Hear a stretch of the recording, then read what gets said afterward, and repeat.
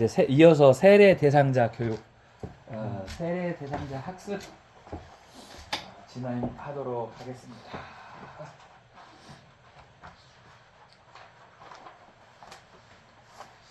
두 번째 비밀, 믿음이란 무엇인가입니다. 그 밑에 말씀에 보면은 조그맣게 있죠. 우리가 그 안에서 그의 믿음으로 말미암아 담대함과 확신을 가지고 하나님께 나아감을 얻느니라. 에베소서 3장 12절 말씀이에요. 믿음이란 무엇인가 두 번째 주제인데요.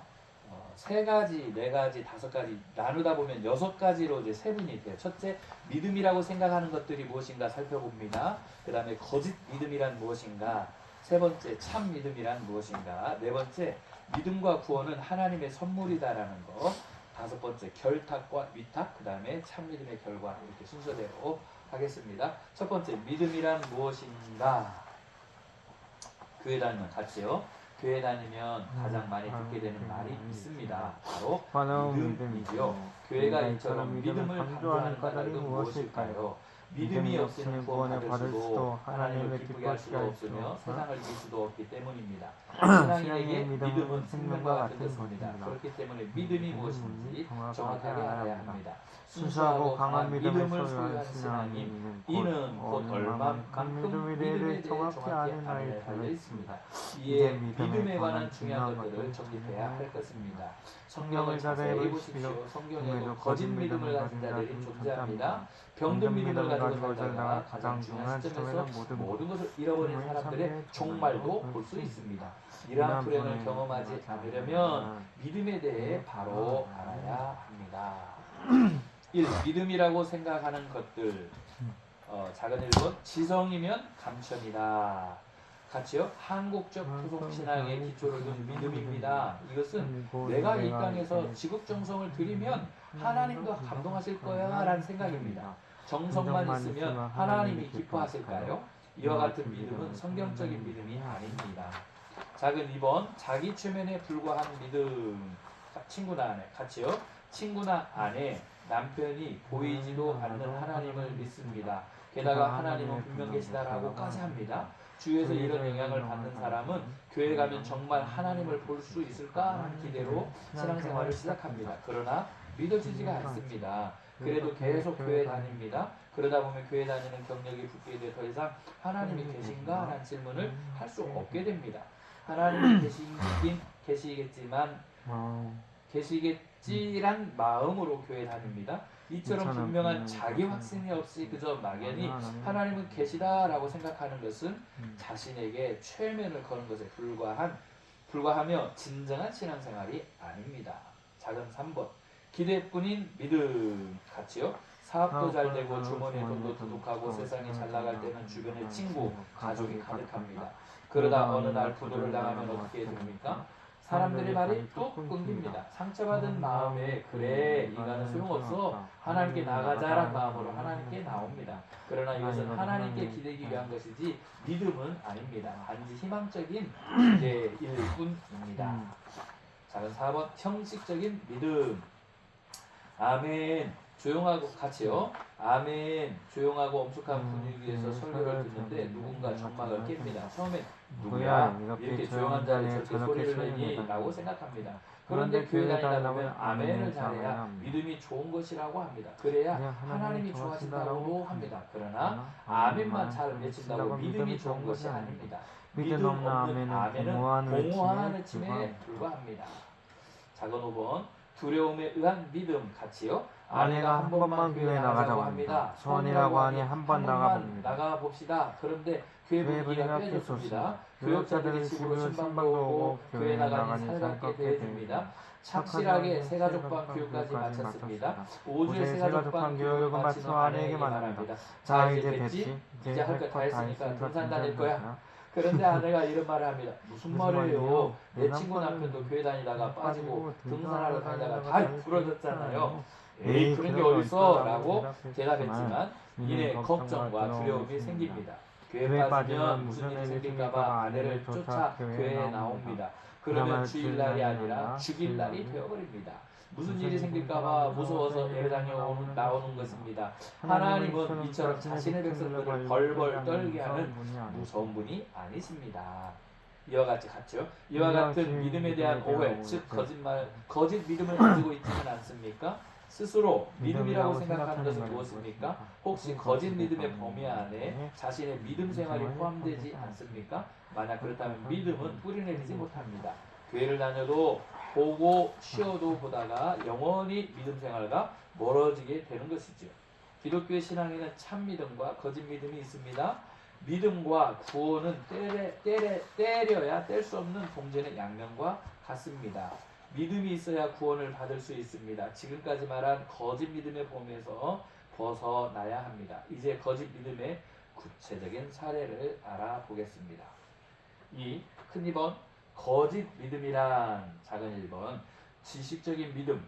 네가 하나님은 한 분이신 줄 믿느냐? 잘하는 누가 귀신들도 믿고 떠나느니라. 아 허탄한 사람아, 행함이 없는 믿음이 헛것인 줄을 알고자 하느냐? 야고보서 2장 19절로 20절 말씀. 아멘. 말씀이니까 같이 내가 하나님 같이 읽을게요. 어디에요? 거짓 믿음이란 그 46페이지. 뭐 어디 보고 있었어? 46페이지. 어디를 한꺼번에 넘겼었나 보다. 찾았어? 2번 거짓 믿음이란. 여기? 46페이지. 찾았어? 그 지식적 1번 작은 1번 지식적 믿음 밑에 네가 하나님 거기 같이요.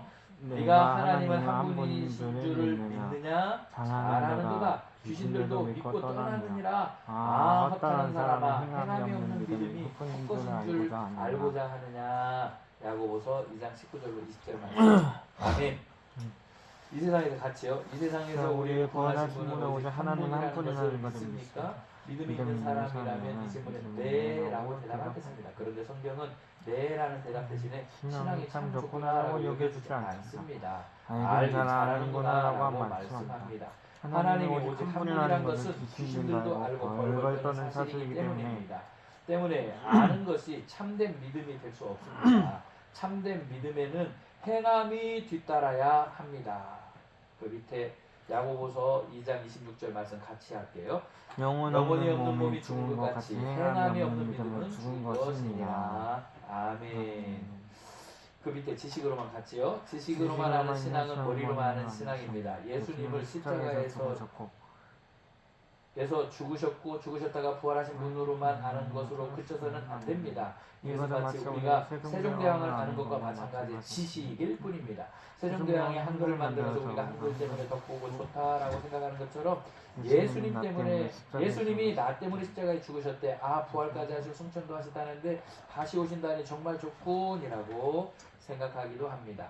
그러나 이것은 진정한 믿음이 아닙니다. 우리는 세종대왕과 어떤 인격적인 관계를 맺지 않고 살아갑니다. 그는 우리에게 그저 역사적인 인물일 뿐입니다. 이처럼 예수님을 역사적인 인물이라고만 생각하고 인격적인 관계를 맺고 있지 않다면 그것은 지식적인 믿음에 불과합니다. 관계가 중요하다고요. 작은 2번 현세적인 믿음. 그 밑에 이 백성이 같이요. 이 백성이 입술로는 나를 공경하되 마음은 내게서 멀도다. 마태복음 15장 8절. 아멘. 위 말씀에서 이 백성은 예수님을 믿는 우리를 말합니다. 우리는 주님을 부르고 아멘 아멘 하지만 입술로만 하나님을 공경합니다. 삶은 엉망진창이고 마음은 하나님과 멀리 있습니다. 마음은 멀도다란 말씀은 하나님께서 원하시는 것을 행하지 않는다라는 뜻입니다. 멋지게 말을 타고 달려보는 것이 소원인 사람이 있었습니다. 그러던 어느 날 드디어 말 한 피를 샀습니다. 그 말을 훈련시키면서 그래도 내가 믿음이 좋은 사람인데 말을 훈련시킬 때도 용어를 남다르게 써야겠다라고 생각했습니다. 그래서 달려라를 할렐루야로, 멈춰라를 아멘으로 정했습니다. 그런데 이 말이 얼마나 영특한지 할렐루야 하면 막 달리고 아멘 하면 딱 섭니다. 이 남자는 더욱 신이 나서 할렐루야 아멘을 열심히 해주며 말타기를 찍었습니다.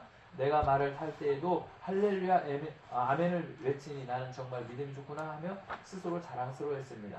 이렇게 할렐루야 아멘을 외치며 신나게 말을 타던 어느 날 더 빨리 달리기 위해 발로 신호를 주며 할렐루야를 외쳤는데 말이 방향을 틀더니 낭떠러지를 향해 마구 달리는 겁니다.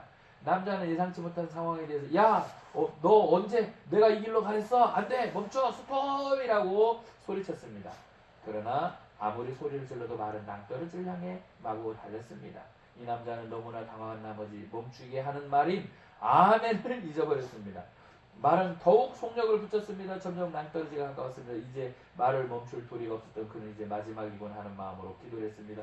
하나님 용서해 주세요. 말 타는 게 좋아서 주일에 교회도 잘 안 나가다가 결국 말 타다 죽게 돼서 용서해 주세요. 마지막으로 기도나 하고 죽을래요. 아버지 내 영혼 받아주세요. 예수님 이름으로 기도합니다. 아멘. 기도를 마치고 눈을 뜨자 낭떠러지 코앞에 말이 뚝 멈추어 섰습니다. 그제야 이 남자는 아멘이 멈추라는 말이었지 하고 생각이 났습니다. 이 남자는 너무나 기쁜 나머지 하늘을 향해 큰 소리로 외쳤습니다. 할렐루야! 그 뒤로 아무 말 없죠. 지금 여백이죠. 말이 절벽에서 멈췄는데 기도 끝나고 아멘 했는데 말이 멈췄어. 너무 기뻤어. 할렐루야 하니까 말이 어떻게 되겠어? 달려버렸어. 네, 거기 책에서는 생략이 됐지만 그런 상상을 할 수 있는 여지가 있네요. 참 재밌게 잘 설명이 됐어요. 그 오직 웃지 못할 거기 같이요. 이런 웃지 못할 예화가 나온 이유는 무엇일까요? 입술로만 하나님을 공경하기 때문입니다. 하나님께서 원하시는 것은 행하지 않은 채 주님을 사랑합니다라고 말하는 입술만의 고백이 너무 많습니다. 이것이 현세적인 믿음입니다.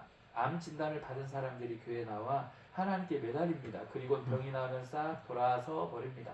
나의 유익만 얻고 싹 돌아버리는 믿음, 이것이 바로 현세적인 믿음입니다. 하지만 지금껏 현세적인 믿음을 소유하고 있었다 하더라도 실망할 필요는 없습니다. 이것이 믿음의 시작이기 때문입니다. 3번 참 믿음이란 그 옆에 그림이 있죠. 그림. 주 예수 그리스도. 여기서 그리스도는 메시아, 구원자, 구주, 이게 그리스도가 그런 뜻을 가지고 있어요. 지식적인 것과 같이요. 지식적인 것과 현세적인 믿음으로는 구원을 받을 수 없습니다. 교회를 아무리 열심히 지식을 가지고 다닌다 해도 구원받을 수 없습니다. 내가 믿는 대상을 분명하게 고백하는 것이 참 믿음이기 때문입니다. 마태복음 16장 19절 같이요.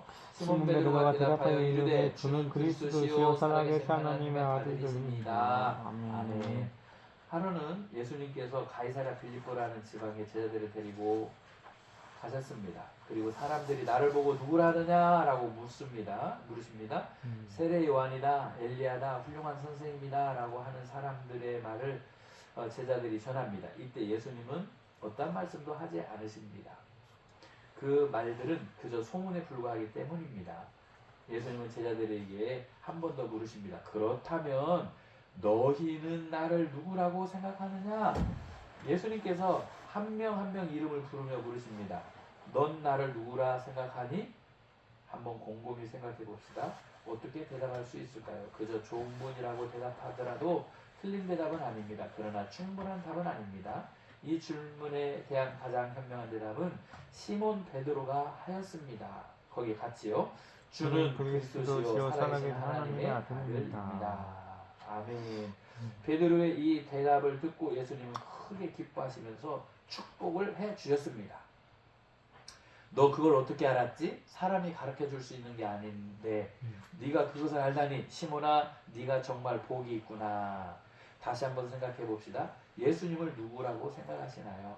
베드로처럼 예수님은 그리스도이십니다. 살아계신 하나님의 아들이십니다. 라고 고백을 할 수 있습니까?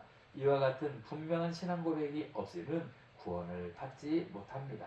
이 고백은 그만큼 중요합니다. 작은 1번 참 믿을 대상 예수 그리스도. 네. 거기 그림에 보면 그리스도는 헬라어라는 거예요. 메시아는 히브리어라는 거예요. 거기 뭐라고 있어요? 같은 표현이죠. 이렇게 그리스도는 메시아다. 같은 뜻이다 이 말이에요. 헬라어로는 그리스도, 히브리어로는 메시아 라는 뜻이 그림에 나와 있어요. 교회 다니는 대부분의 사람들은 거의 같이요.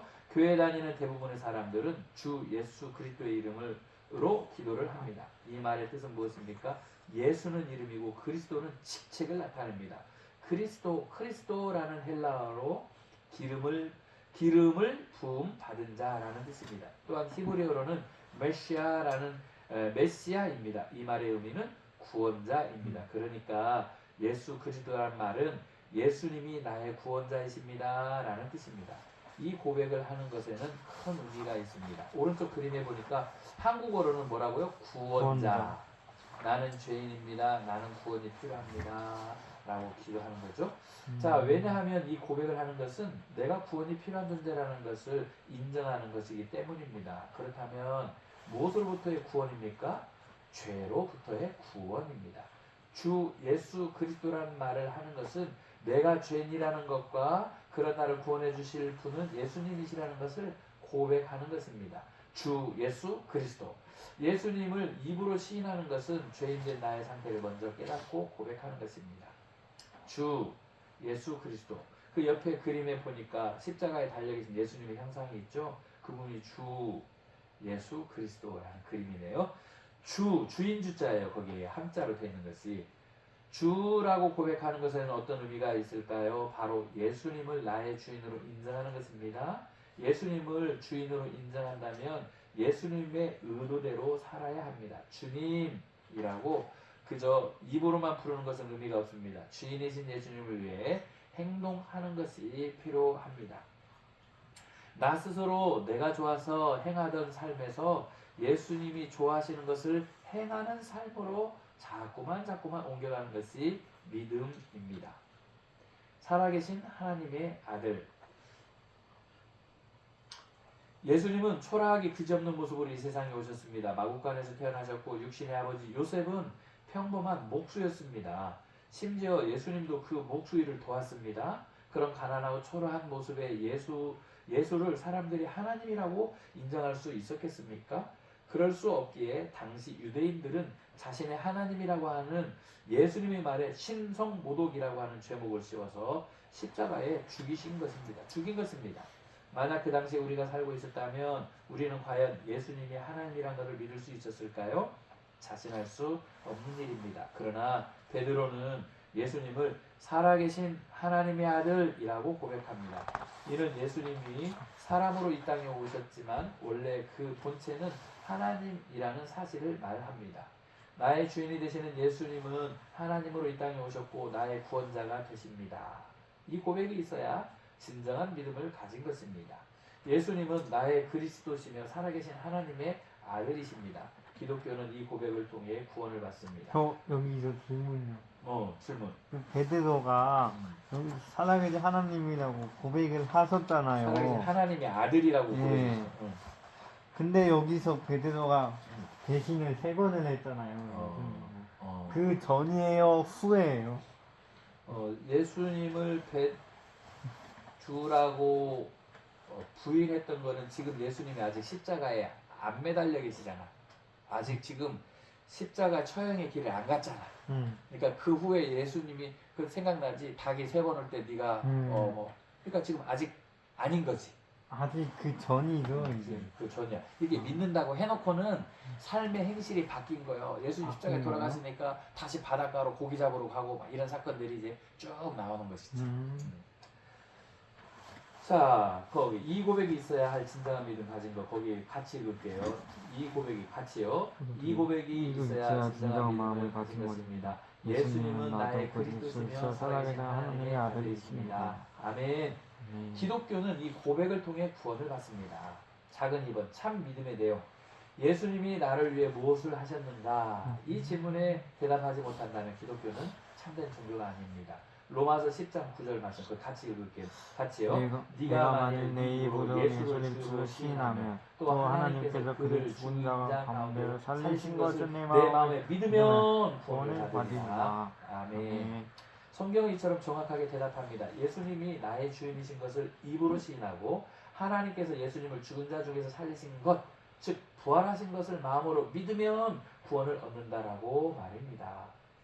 우리 믿음의 대상은 하나님의 아들이신 예수 그리스도입니다. 그리고 십자가에 달려 죽으셨다가 부활하심으로 나를 구원하셨다라는 사실을 믿어야 합니다. 누구를 위해서 죽으셨다고요? 나를 위해서. 믿음과 구원. 그 믿음과 구원 같이요. 믿음과 구원은 동전의 양면과 같아서 절대로 떨어질 수 없습니다. 이런 것을 불가분 관계라고 합니다. 그런데 믿음에 있어서 또 하나의 불가분 관계가 있습니다. 그것은 믿는다는 것은 마음으로만 믿는 것이 아니라 입으로 시인해야 한다는 것입니다. 로마서 10장 10절 말씀. 마음으로 믿어 그 밑에 나오네. 마음으로 믿으면 반드시 입으로 시인해야 합니다. 로마서 10장 10절 말씀 같이요. 사람이 믿음 마음으로 믿어 의에 이르고 입으로 시인하여 구원에 이르느니라. 아멘. 어떤 분들은 꼭 말로 해야 하나요? 라고 반문합니다. 그러나 마음은 반드시 입으로 표현해야 하는 것입니다. 마음으로는 나는 예수님을 믿어요 라고 하면서 그 믿음을 실제로 표현하지 못한다면 믿음이라고 인정할 수 없습니다. 그러니까 예수님께서 아까 질문하신 것처럼 너는 남들은 그럼 누구요 라고 하는 너희는 나를 누구라 하느냐라고 할 때 베드로가 대답한 것이죠. 그래서 마음으로만 믿는다는 것이 아니라 입으로 시인하고 인정하는 것이 중요하다는 강조예요. 그렇기 때문에 병상에 있어서 한마디 말도 못하는 사람에게 복음을 전한 후에 예수님을 구원자로 믿으면 손 좀 꼭 잡아주세요. 혹은 눈을 깜빡해 보세요 라고 표현하게 합니다. 그렇잖아요. 말을 못할 입장에 있는 사람이 있잖아요. 눈만 껌뻑껌뻑 하는 사람. 의식은 있어. 그런 사람들이 믿으면 눈을 깜빡깜빡 해보세요. 아니면 믿으면 내 손을 꼭 쥐어보세요. 이렇게 한다는 거죠. 그게 행한다는 거. 믿음과 전도. 예수님을 믿는다고 입으로 시인하는 것은 나 스스로의 고백일 뿐 아니라 그 고백을 듣는 사람에게 전도가 됩니다. 전도는 어려운 것이 아닙니다. 내가 믿고 있다는 것을 입으로 시인하는 것이 전도입니다. 돈밖에 모르는 사람은 입만 열면 돈 얘기만 합니다. 돈 버는 이야기, 돈에 관련된 이야기만 합니다. 마음에 돈밖에 없기 때문이죠. 마음에 사랑으로 가득 찬 사람은 사랑에 관한 이야기를 합니다. 지식으로 가득 찬 사람은 자식으로 가득 찬 사람은 자식 이야기만 합니다. 혹여 자식의 학업 성적이 올라가면 자랑합니다. 너무나 자식 사랑이 커서 이야기하고 싶어 가슴이 벅차기 때문입니다. 그렇다면 마음속에 예수님으로 가득하면 무슨 이야기를 하겠습니까? 자연스럽게 예수님 믿으시나요? 라고 이야기하게 됩니다. 이것은 오랜 신앙생활을 한 사람에게만 해당하는 것이 아닙니다. 전도는 교회 나와서 성경 공부를 일정한 수준까지 마친 사람이나 전도 훈련을 특별히 받은 사람만 하는 것이 아닙니다. 전도사만 전도하는 것도 아닙니다. 내 마음이 예수님으로 가득하면 누구든지 전도할 수 있습니다. 예수님 믿으시나요? 이렇게요. 자, 거기 재밌는 이야기가 또 나오는. 근데 여기서 또 또 내가 예수님 믿으시나요? 전도를 했어요. 근데 그 중에 아니요, 안 믿어요. 시끄러요. 넌 안 믿어. 이런 사람이 있을 수가 있지. 부정적인 사람. 전도한 적이 있는데 막 그런 말 하는 사람, 그런 말 수두룩해요. 하는 사람, 무시하는 사람도 있고. 그치. 그때는 뭐 어떻게 해요? 너나 잘 믿어. 이런 사람도 있을 수가 있고. 시끄러요. 저 바빠요. 이런 사람도 있고. 부정적으로 하는 사람. 맞아요. 그런데 그거는 내가 잘못해서가 아니라 그 사람에게 그런 준비가 안 돼 있고 하나님을 알 기회가 없었던 사람이기 때문에 그러세요. 예수님 믿으시면 좋을 텐데 라고까지도 할 수 있겠지. 왜냐면 그 사람이 아직 때가 아니니까. 우선 거기까지. 그런데 자 봐봐. 여기 스님한테 혹은 그 원불교 교무님한테 스님, 우리 마을에 스님이라고 안 하고 내가 어르신 그랬거든. 70대 중반이 넘었었기 때문에 어르신 이렇게 팔을 이렇게 잡고 어르신 하나님께서 우리 어르신 참 사랑하세요 이랬단 말이야. 그랬더니 그 스님이 허허이 그 양반 참 산사에까지 와서 즉 한마디 한마디가 중요한 거야. 그분이 핵심을 얘기해요. 허허이 그 양반 참 허허이 그 양반 참 산사에까지 와서 이러시더니 사실은 내가 젊었을 때 구색은 집사였소 이러는 거야. 어떤 말에? 갑자기 변한. 어떤 말에? 어르신, 하나님께서 어르신 사랑하십니다. 이 말에. 자, 그렇게 반응이 나오는 사람도 있어. 내가 전주 평화동 장애인 종합복지관에서 발과 건강 주제로 2년 6개월 동안 분기 1회씩 강사였어. 그때 원불교 위탁 운영 시설인데 교무님이 예사 교무님이야. 여행도 같이 그 수료생들이랑 어디 행사도 하고 막 그럴 때, 근데 이분이 그 전주 장애인 종합복지관 서울로 발령이 나셨어. 예사 교무님이. 그래서 내가 서울 가는 길에 전화해가지고 만나서 카페에서 차를 한 잔 마셨어. 교무님, 하나님께서 우리 교무님 사랑하세요. 이랬어. 그러니까 교무님의 마음에, 눈빛에 잠깐 스치는 번호 있었는데 그분이 직분이 지금 원불교 교무이니까 어떤 반응은 없을 수 있어. 자, 하나님께서 어르신을 사랑하십니다. 하나님께서 교무님을 사랑하십니다. 또 친구에게, 친구야, 하나님께서 친구를 사랑하셔. 그 다음에 또 예를 들어서 춘향이가 있다고 쳐. 춘향씨, 하나님께 춘향씨를 사랑하세요 라고 말할 수 있어요. 이게 지금 예수님 믿으시나요? 라고 질문했기 때문에 그러지만, 자, 바꿔서 홍길동이라는 사람이 있어. 하나님께서 우리 길동 선생님을 참 사랑하십니다. 이렇게 말하면 이미 선포한 거잖아. 그러면 하나님께서 그분 영혼을 간섭하시는 것을 경험하게 돼요. 그래서 그게 이제 이런 학습과 이런 경험과 내 체험이 중요한 거지. 좋은 질문이었어요. 자, 최권능 거기 같이요. 최권능 그는 우리나라 초기 목사입니다. 본명은 최봉선입니다. 최 목사는 아침 식사 후에 하루 종일 예수 천당 불신종을 외치고 다녔습니다. 이런 삶을 사는 최권능의 마음은 어땠을까요? 예수 믿으면 천당 가고 안 믿으면 지옥 가게 되는데 길거리를 지나는 사람들을 바라보며 안타까운 마음으로 한이 없었겠죠. 그래서 그 안타까운 마음으로 외치기 시작했습니다. 지옥 가는 영혼들을 보니 불쌍해서 예수 천당 불신 지옥이라고 하루 종일 외치고 다니겠습니다. 예수 천당 불신 지옥을 얼마나 크게 외쳤는지 어느 날 일본 순사가 말을 타고 지나다가 그 소리에 놀라서 말에 떨어졌습니다. 화가 난 순사는 최건능을 끌고 와서 조센진끼리 무슨 암호를 이야기한 것이냐 라며 다른 말로 말하라고 고문을 했습니다. 그러나 최건능은 순사가 한 대 때리면 예수, 두 번 때리면 천당 외쳤습니다. 보다 못한 순사는 시끄러우니까 그 입 다물지 못해? 라고 소리쳤습니다. 그때 최건능은 내 속에는 예수 천당밖에 없으니까 시끄러우면 때리지 마 라고 말했습니다. 결국 최건능은 감옥에서 풀려났습니다. 마음이 나를 구원하신 예수님으로 가득 차 있습니까? 그렇다면 가만히 있을 수 없을 것입니다. 큰 4번, 믿음과 구원은 하나님의 선물입니다. 그 밑에 에베소서 2장 8절 9절 너희는 같이 할게요. 너희는 그 은혜에 의하여 믿음으로 말미암아 구원을 받았으니 이것은 너희에게서 난 것이 아니요 하나님의 선물이라. 행위에서 난 것이 아니니 이는 누구든지 자랑하게 못하게 합니다. 아멘. 예수님을 믿습니다 라고 당당하게 고백할 수 있는 이유가 무엇일까요? 하나님께서 우리에게 은혜를 주셨기 때문입니다. 은혜는 이제 은혜에 대한 설명이네요. 은혜는 어떤 대가로 주어지는 것이 아닙니다. 아무 대가 없이 거저받는 것을 은혜라고 합니다. 우리의 믿음과 구원이 바로 그렇습니다. 믿음과 구원은 하나님의 선물입니다. 행위에서 난 것이 아니니 선한 행위를 했기 때문에 하나님이 구원하는 것이 아닙니다. 예수님을 안 믿어도 선한 일들 하면서 사는 사람들이 참 많이 있어요. 바르게 사는 사람들이. 믿는다라고 하는 사람들보다 더 바르게 사는 사람도 있어요. 선한 행위를 했기 때문에 하나님이 구원하는 것이 아닙니다. 참 신기한 일이죠. 어떻게 이런 일이 일어납니까? 이유는 단 한 가지입니다. 하나님께서 나를 사랑하시기 때문입니다. 누구를요? 나를 사시기 때문입니다. 만약 사람의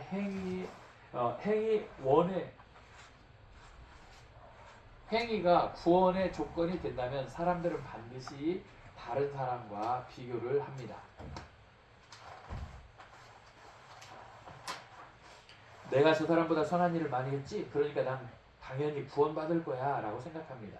그렇게 비교하다 보면 교만해집니다. 하나님께서 제일 싫어하는 것이 교만입니다. 하나님은 인간을 너무 잘 아시기 때문에 아예 자랑을 못하도록 예수님 안에서 은혜로만 거저 공짜로 누구에게나 구원을 주시는 것입니다. 그래서 예수님으로 인해 구원받는 것이 너무 감사하니까 착한 일을 하는 것입니다. 믿는 사람으로서 행위를 나타내 보여야 하기 때문이죠. 거기가 중요해요. 믿는 사람으로서 행위를 나타내 보여야 하기 때문이죠. 순서를 바꾸면 안 됩니다. 착한 일 때문에 구원받는 것이 아니라 구원받았고 올바른 성도의 삶을 살기 위해 착한 일을 하는 것입니다. 기독교의 구원이 공짜라는 것을 이해하지 못하고 싫어하는 사람들도 있습니다. 공짜가 정말 싫다면 생각해 보십시오. 우리가 숨을 쉬며 살 수 있는 것은 무엇이 있기 때문입니까? 공기 때문입니다. 그렇다면 우리가 공기를 마시는데 누구에게 돈을 냅니까? 공기가 공짜인 것을 인정하십니까? 공기 안에 산소가 적당히 들어있어야 자연스럽게 숨을 쉴 수가 있습니다. 그렇다면 산소 값은 냅니까? 햇볕은 또 어떻습니까? 햇볕이 없으면 우리는 건강을 유지할 수도 없고 일상생활도 제대로 할 수 없습니다. 햇볕값 지불합니까? 우리의 생명은 어떻습니까? 태어나서 엄마 수고했어요 라며 생명값을 지불하는 아기는 없습니다. 모두 거저 우리에게 주어지는 것입니다. 구원도 어떤 값으로는 측정할 수 없습니다. 이에 하나님께서 예수님을 믿기만 하면 구원을 주시겠다고 말씀하신 것입니다. 예수님을 믿기만 하면 구원을 받는다는 것이 진짜일까라고 생각해도 네 믿겠습니다 라고 하는 사람은 구원을 받습니다. 그런데 구원받은 기쁨과 감격을 입으로만 이야기한다면 이는 완전한 믿음이 아닙니다. 믿음에는 행함이 있어야 합니다. 행함이 없는 믿음은 헛것이기 때문입니다. 야고보서 2장 20절 밑에 같이요. 헛하는 사람아 행함이 없는 믿음이 헛된 것인 줄 알고자 하느냐. 아멘. 다섯 번째, 결단과 위탁입니다. 예수님을 참으로 믿는다면 이 세상의 삶에 대해 결단하고 위탁하는 태도가 있어야 합니다. 그 밑에 요한일서 2장 19절 같이요. 이 세상이나 세상에 있는 것들을 사랑하지 말라. 누구든지 세상을 사랑하면 아버지의 사랑이 그 안에 있지 아니하니. 이 말씀에서 세상은 예수님을 믿지 않는 사람들, 죄와 어둠, 사단이 역사하는 이 땅 등을 의미하는 것입니다.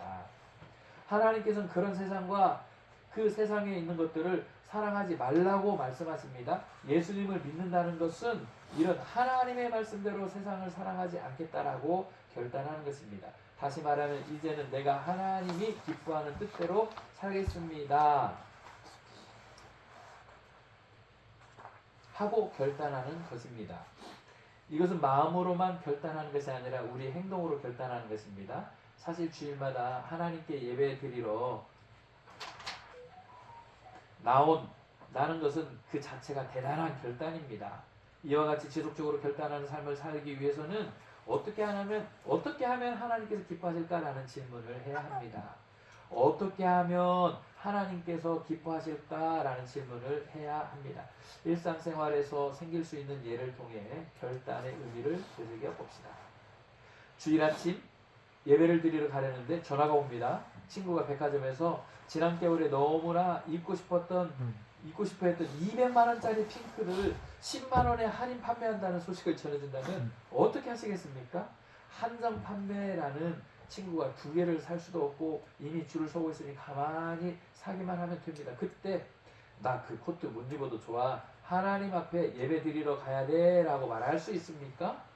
이렇게 말하는 것이 결단입니다. 또 한 가지 위탁은 무엇입니까? 그 밑에 베드로전서 5장 7절 말씀 다 같이요. 너희 염려를 다 주께 맡기라. 이는 그가 너희를 돕습니다.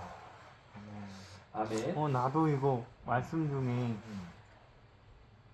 10만원 핑크 코트 얘기했잖아요. 200만원짜리. 나는 이런 경험, 거의 비슷한 경험이 있었어요. 할머니가 내가 교회 나가는 거 제일 싫어하거든요. 그랬다고 했지. 너 교회 나가면 나 밥 안 준다 해 이러는 거예요. 할머니께서? 네, 밥 안 주셔도 됩니다. 하나님께서 다 먹여 살리셔요. 이러고 난 교회를 가버렸거든요. 우와. 그래. 어떤 사람들 이런 얘기도. 야, 너 뭐 한다고 그렇게 교회를 갔었냐? 교회 가면 밥 주냐? 밥 줘? 네, 밥 줘요. 비슷한 경우다, 그지? 네, 그런 체험이 아주 적절한 체험을 한 것 같아요. 그 밑에 우리가 세상을 사는 동안 갖게 되는 모든 염려와 두려움을 하나님께 맡기는 것이 바로 위탁입니다.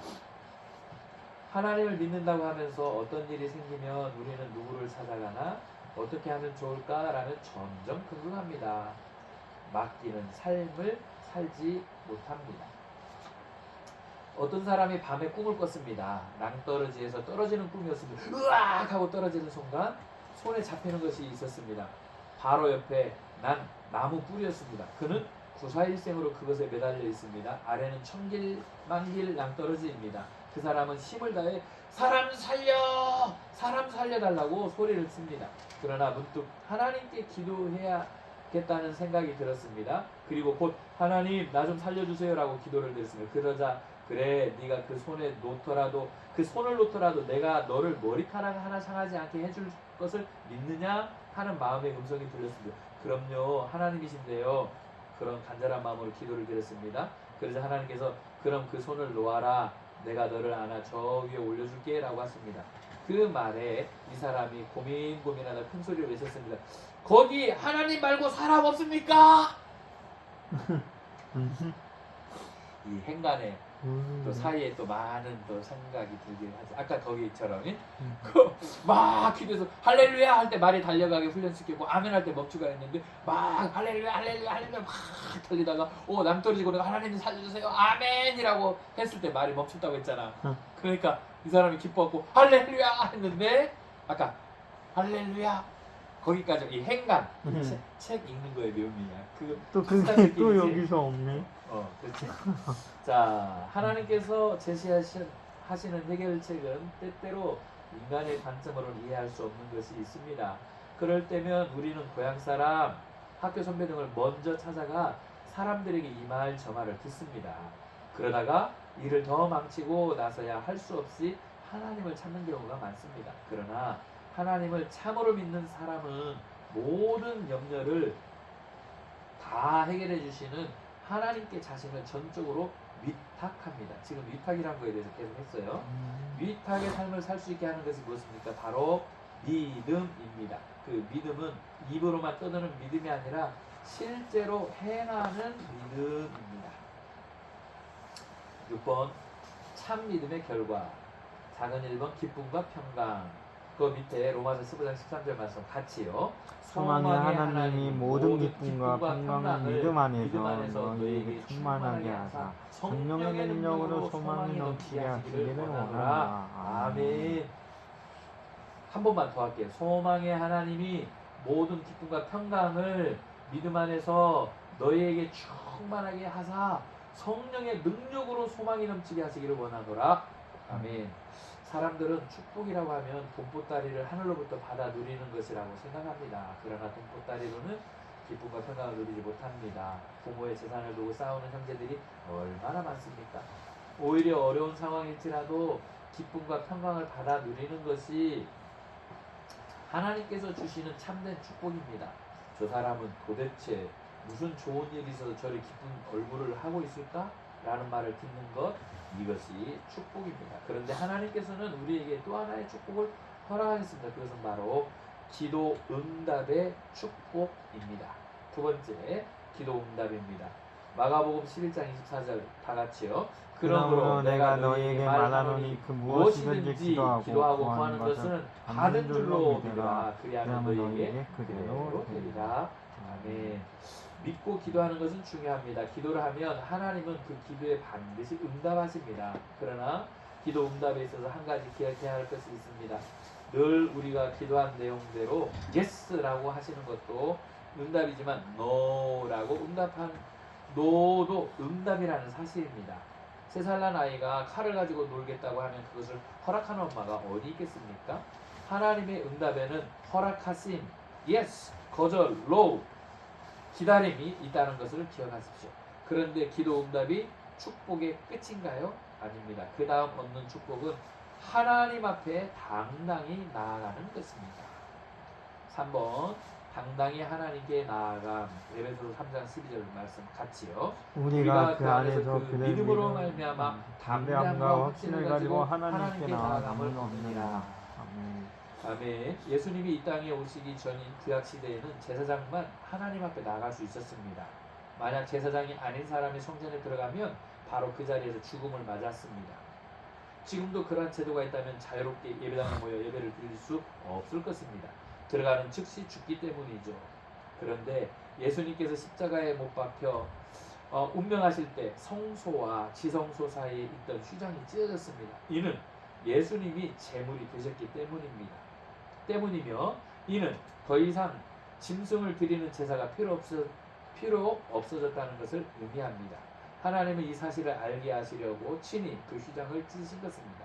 그렇기 때문에 이제 우리는 당당히 하나님 앞에 나아갈 수 있습니다. 이 말은 우리가 언제든지 기도와 간구로 하나님 앞에 나갈 수 있게 되었다는 것을 의미합니다. 작은 4번 신앙생활의 승리. 에베소서 6장 16절 말씀 같이요.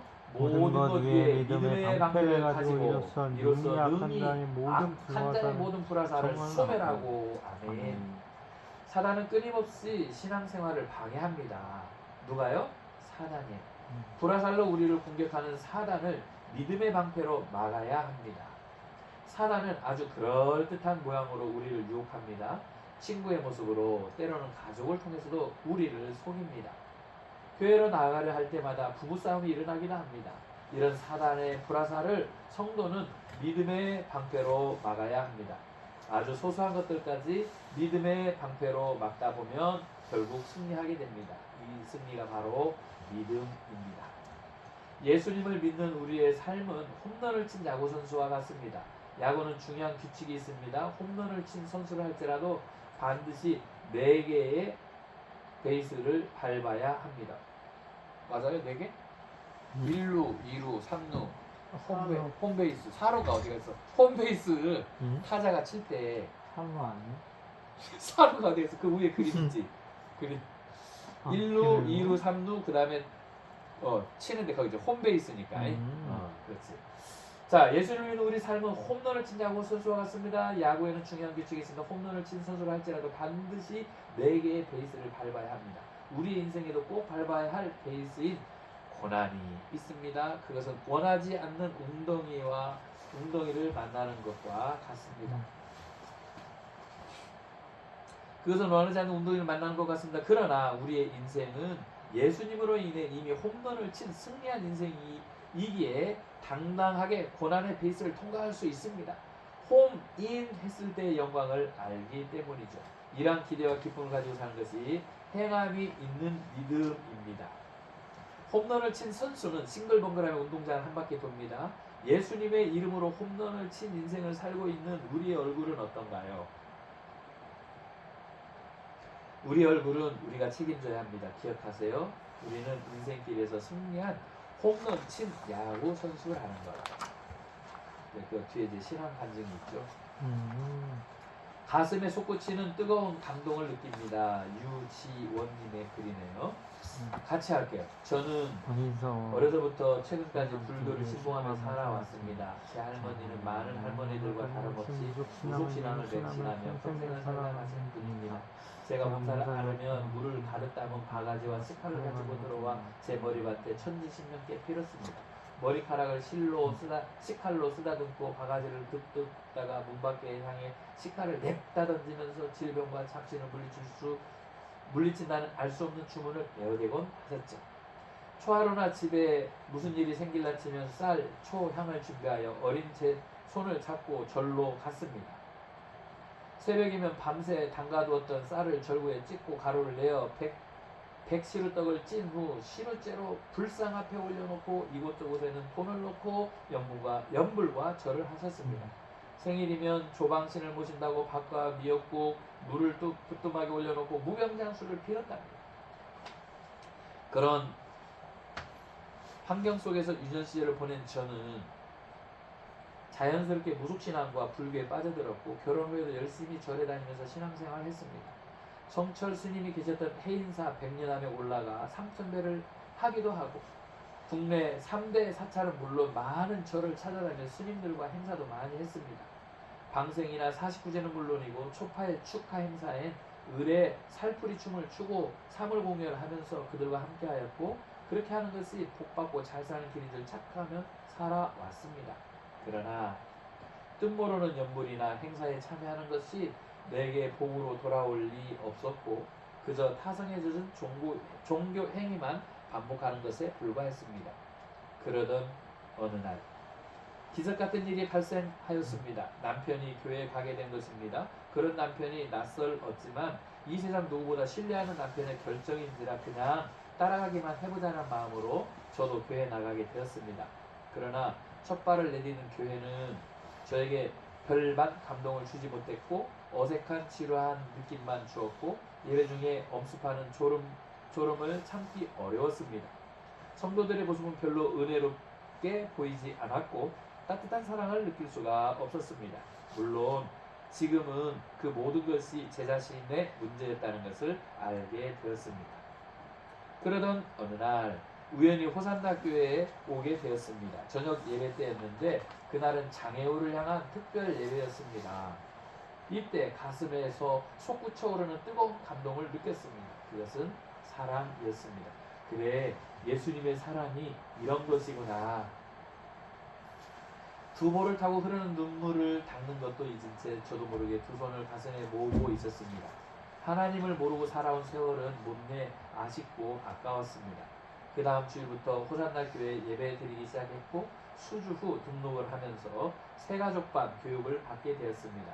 이 교육을 받으면서 예배의 의미와 하나님이 우리에게 주는 삶의 뜻을 생각하게 되었고 이제 새로운 세상을 향하여 발걸음을 내딛기 시작하게 된 제 자신을 바라보면서 행복이라는 단어를 생각하게 됩니다. 교만과 이기심 속에 살아온 자신을 부끄러워하면서 하나님을 사랑하는 딸이 되고자 기도합니다. 주님 거기 같이요. 주님 알고도 모르고도 많은 죄를 짓고 살아온 저를 용서하여 주세요. 죄 많은 저를 받아주시니 감사합니다. 사랑하는 남편과 함께 신앙생활을 하게 해주신 아버지, 이 모든 일들을 이미 아버지께서 예배하신 것으로 믿습니다. 사랑하는 하나님 아버지, 남은 생에 사랑으로만 살아갈 수 있도록 도와주세요. 진정한 사랑의 힘으로 모든 것을 수용하여 보듬고 살아가게 하여 주세요. 작은 씨앗 하나 심어서 하나님 바라시는 열매 맺게 하여 주세요. 사랑하는 사람과 주님을 섬기며 살아가게 하여 주세요. 예수 그리스도의 이름으로 기도드립니다. 아멘.